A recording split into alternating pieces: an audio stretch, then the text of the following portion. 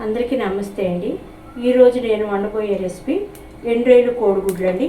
ముందుగా గుడ్లు వాటర్ పెట్టుకుని పక్కన గుడ్లు వేసుకున్నాం, ఉడుకుతున్నాయి. ఈలోపు నూనె పోసుకుని ఎండ్రాయిలు వేపుకుందాం.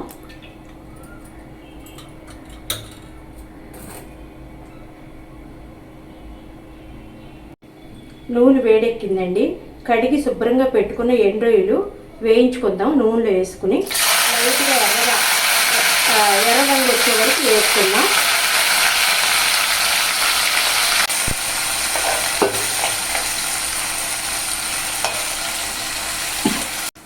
రొయ్యలు ఎర్రగా వేగిపోయినాయండి. ఈ రొయ్యలు తీసి పక్కన పెట్టుకుందాం.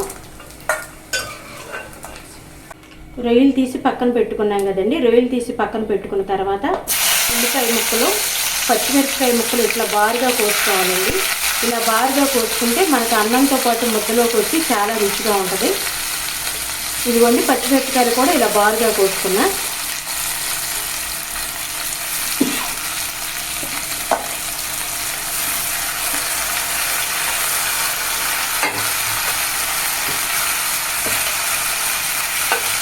ఉల్లిపాయలు ఎర్రగా బ్రౌన్ కలర్లోకి వచ్చేసినాయండి. ఉల్లిపాయలు వేగిన తర్వాత ఒక స్పూన్ అల్లం పేస్ట్ వేసుకుని ఇది కూడా పచ్చి వాసన పోయే వరకు వేయించుకోవాలి.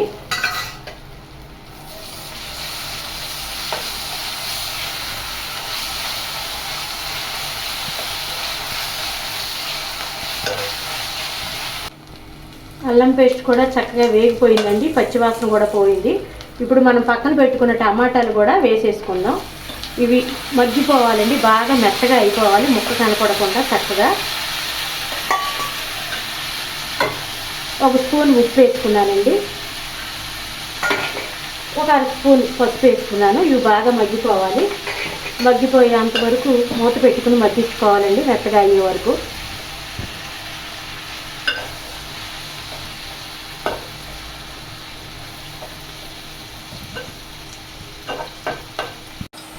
టమాటాలు కూడా మెత్తగా మగ్గిపోయినాయండి. పక్కన వేయించి పెట్టుకున్న రొయ్యలు కూడా ఇప్పుడు వేసేసుకోవచ్చు. కారం అండి, కారం తగినంత, అంటే మీ ఇష్టం అండి. కారం ఎక్కువ తినేవాళ్ళు ఎక్కువ వేసుకోవచ్చు, తక్కువ తినేవాళ్ళు తక్కువ వేసుకోవచ్చు అండి. ఈ ఉడికేలోపు గుడ్లు కూడా పక్కన నూనె పెట్టుకుని వేయించుకుందాం.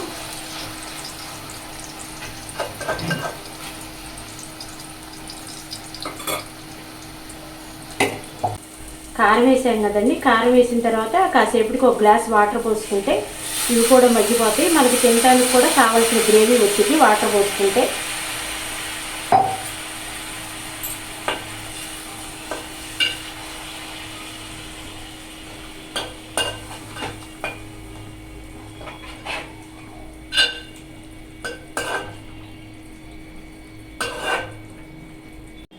నూనె వేడెక్కిందండి. ఒక అర స్పూన్ పసుపు వేసుకోవాలి.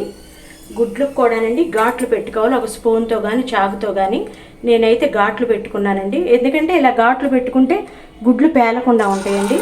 ఇలా నూనెలో వేసుకుని ఎర్రగా అయ్యేంత వరకు గుడ్లు వేసుకోవాలి.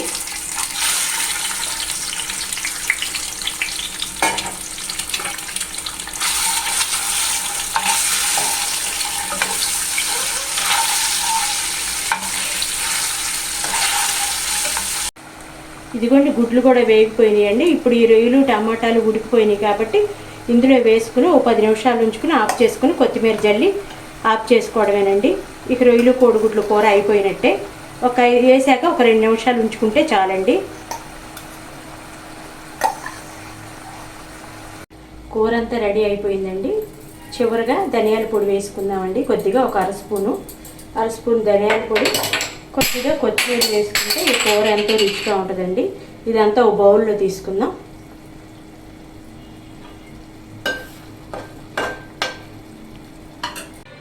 కూర అయిపోయిందండి, ఓ బౌల్లో తీసుకున్నాం. ఎంతో రుచికరమైన కోడిగుడ్లు ఎండ్రాయిలు కూర రెడీ అండి. నచ్చితే లైక్ చేయండి, షేర్ చేయండి, సబ్స్క్రైబ్ చేయండి.